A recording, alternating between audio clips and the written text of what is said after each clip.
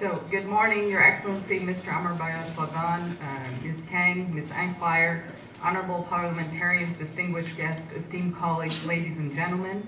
I want to applaud you as the leaders of and representatives of Mongolia's political parties here today for your commitment towards promoting and increasing gender equality in the decision-making level in your respective parties as well as in the policy-making level. I would also like to thank the Korean International Cooperation Agency for your continued dedication towards empowering women and increasing women's participation at the decision-making level in Mongolia through your generous funding for the Promoting Gender Equality in Public Decision-Making and Women's Empowerment in Mongolia project.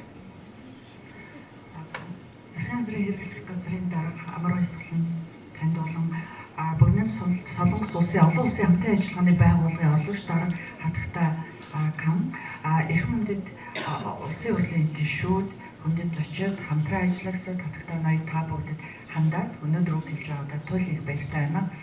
Өнөөдөр энд хорон цугласан хүрэлцэн ирсэн улс төрийн намуудын удирдлага төлөөлөгчдөд тус бүрийн намын шийдвэр гаргах түвшинд болон бодлого боловсруулах түвшинд гендерийн тэгш байдлыг хангах хүсэл эрмэлзэл бүхий хүсэл эрмэлзлийг өвөрлөн ирсэн байгаад туйлын их баяртай байгаад хэлье. Мөн шийдвэр гаргах түвшин гендерийн эрх тэгш байдал эмэгтэйчүүдийн оролцоог дэмжих нь төслийг санхүүжүүлэх замаар Монгол улсад шийдвэр гаргах түвшин гендерийн тэгш байдлыг хангах улс төр эмэгтэйчүүдийн оролцоо төлөвлөлийг нэмэгдүүлэхийн төлөө бодиттой зүтгэл гаргасаар ирсэн бүгд найрамд солонгос улсын олон улсын хамтын ажиллагааны байгууллагад мөн талархал илэрхийлье.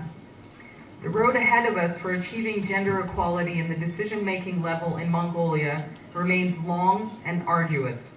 Women represent, as you know, over 50% of Mongolia's population, but are severely underrepresented at all decision-making levels, with only 17% of the parliamentarians being women. And I'm sure we should all agree that this isn't right, that 50% of the population is only being represented by 17% in the highest legislative body in the country. The challenges women face are great in number, covering many intricate, sensitive, and complicated areas, starting with inadequate financing resources, unpaid and unequal care work, non-supportive legal environment, double standards with regards to professional conduct, gender-based stereotypes, and unfair and harsh social scrutiny, all of which do not provide an equal opportunity and playing field for women to engage in politics. Монгол улсын шийдвэр гаргах түвшинд гендерийн тэгш байдлыг хангах зам энэ тэрхүү зам нь урт бөгөөд хүнд бэрх хэвээр байна. Эмэгтэйчүүд Монголын нийт хүн амын 50 гаруй хувийг эзэлэх хэдий боловч шийдвэр гаргах түвшинд эмэгтэйчүүдийн төлөөлөл үнэхээр цөөн байгаа билээ.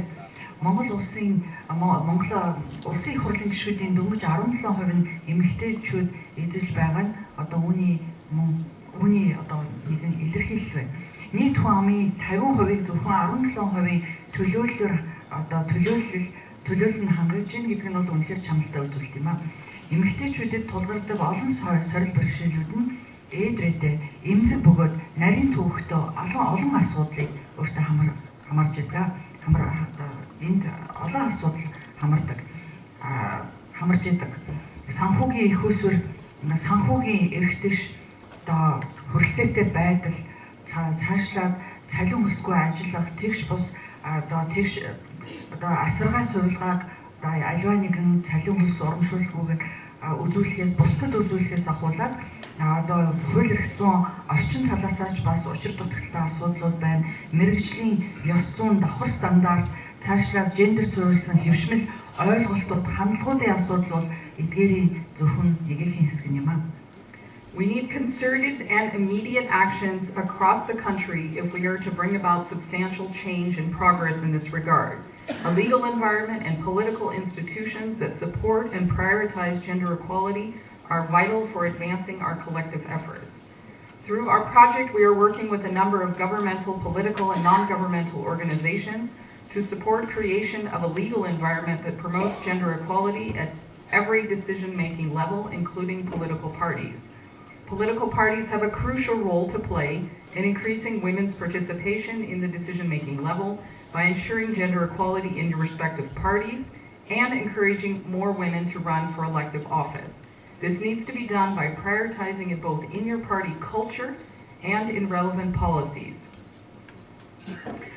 За хэрвээ бид энэ чиглэлээр дөрвөлтэй өөрчлөлтийг хийхийг хүсэж байгаа бол ахиц дэвшил гаргахыг хүсэж байгаа бол улс төрийн улсын хэмжээнд нийт улсын хэмжээнд нэгдсэн шуурхай арга хэмжээ авах шаардлагатай юм.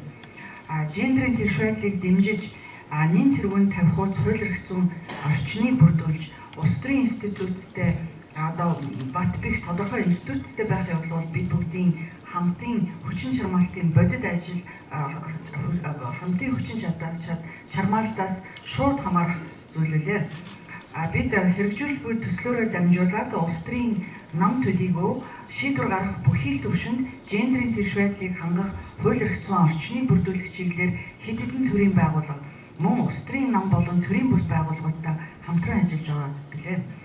Улс төрийн намууд нь нам дотроо гендерийн тэгш байдлыг хангах, сонгогддог албан тушаалд илүү олон эмэгтэйчүүдийг дэмжих замаар шийдвэр гаргах төвшөнд эмэгтэйчүүдийн оролцоог нэмэгдүүлэхэд чухал үүргийг гүйцэтгэх учиртай байлаа.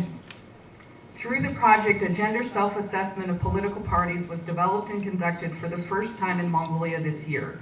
15 political parties conducted this self-assessment in their activities, bylaws, and regulations in Ulaanbaatar, and the self-assessment was also conducted in local branches. 3 parties conducted the self-assessment in their local branches and 9 IMAGs.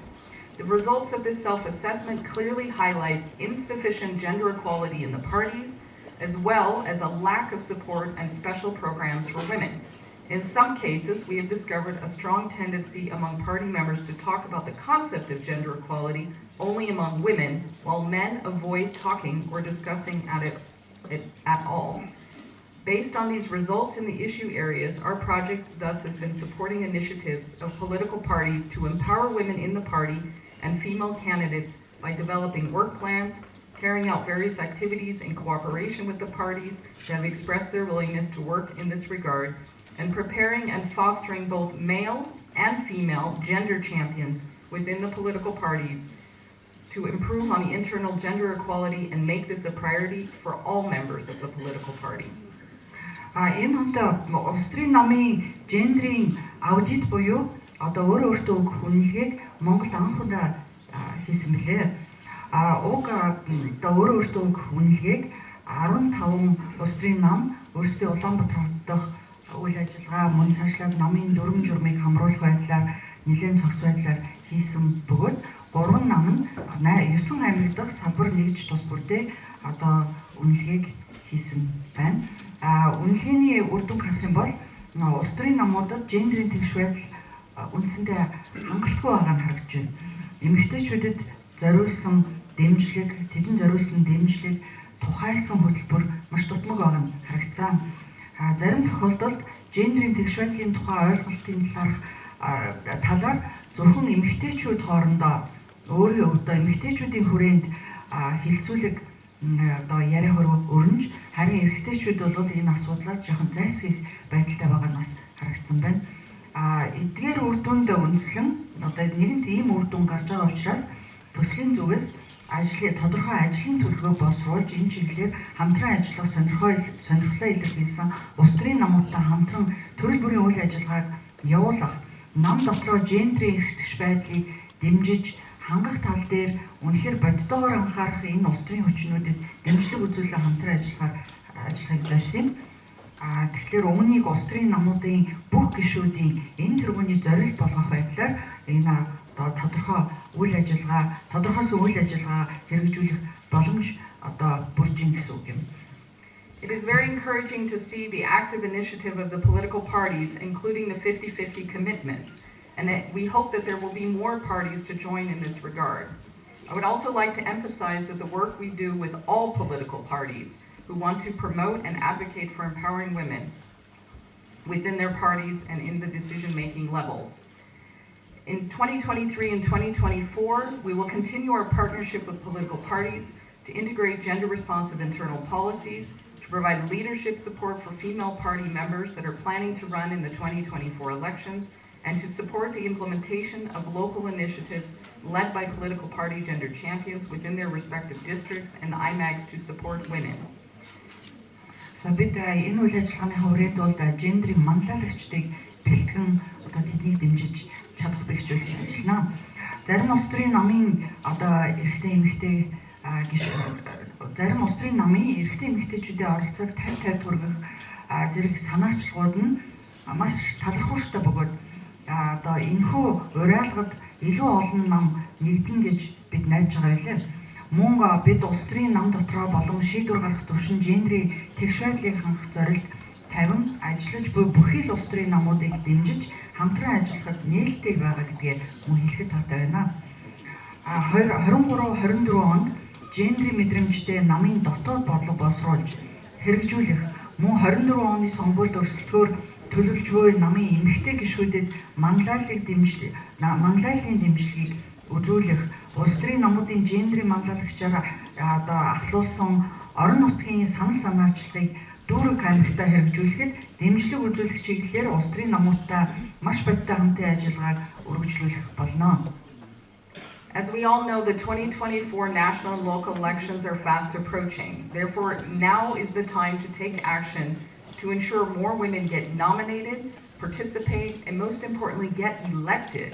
Therefore, we call on all of you as political parties to adopt the revised law on political party incorporating gender-sensitive approach, to make the revised law on elections more enabling to female politicians, especially to make the election system mixed, reduce election expenses, and to increase the quota of female candidates to at least 35 to 40%.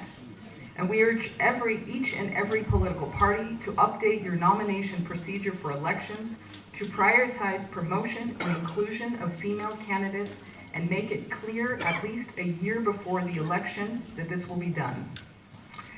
За бид бүгд мэдж байна. Одоо 24 оны улсын хурал болон аймаг нийслэлийн иргэдийн төлөөлөгчдийн хурлын сонгуул айсуу байна. Илүү олон эмэгтэйчүүдийг нэр дэвшүүлж сонгуульд оролцуулахын тулд маш тодорхой арга хэмжээ авч хэрэгжүүлэх цаг бидний өмнө тулаад байна гэсэн үг юм.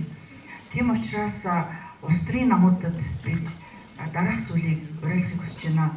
Улс төрийн намын тухай хуулийг гендрийн мэдрэмжтэй үзэл баримтлалаар батлан гаргах, мөн улсын хурлын болон аймаг нийслэлийн иргэдийн төлөөлөгчдийн хурлын сонгуулийн хуулиудыг одоо сонгуулийн хууль эрх зүйн орчныг эмэгтэй улс төрчдөд илүү ээлтэй болгох, ялангуяа сонгуулийн тогтолцоог холимог болгох тал дээр анхаарах, сонгуулийн зардлыг бууруулах, эмэгтэй нэр дэвшигчдийн квотыг хамгийн багадаа 40% болгох, 40% хүргэх, улс төрийн нам бүр сонгуульд нэр дэвшүүлэх журмаар шинжлэх, үүнд гендрийн тэгш байдлыг хангах тэр элемент агуулгыг оруулж өгөх, мөн сонгуул болохоос өмнө дор хаяж нэг жилийн өмнө энэ шинжилгээг нийтэд тодорхой болгохыг уриалж байна. And I'm coming to a conclusion. I thank you for your patience. As you know, I have a lot to say about this issue, personally being committed, but also UNDP being a trusted partner of the government of Mongolia and people of Mongolia for more than 4 decades.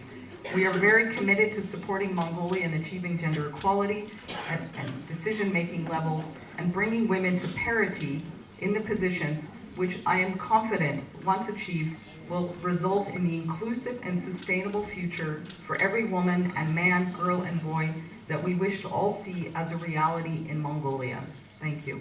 За Монгол улсад олон жил үйл ажиллагаа явуулж байгаа НҮБХ хөгжлийн хөтөлбөрийн хувьд бол Монгол улсын засгийн газар болон Монголын нийт ард иргэдийн одоо итгэл түншин байж ирсэн билээ. Тэгээд нийт эмэгтэйчүүд, эрэгтэйчүүд, орхид хүүгүүдийн цаашдын одоо эрх тэгш хүртээмжтэй байдал, тогтвортой ирээдүйг одоо бүрдүүлэхийн төлөө, баталгаатай болгохын төлөө шийдвэр гаргах бүхий л төвшөнд гендрийн тэгш байдлыг ханган ажиллах одоо болно гэдэг та бүхэнд одоо гүний итгэж байгаа.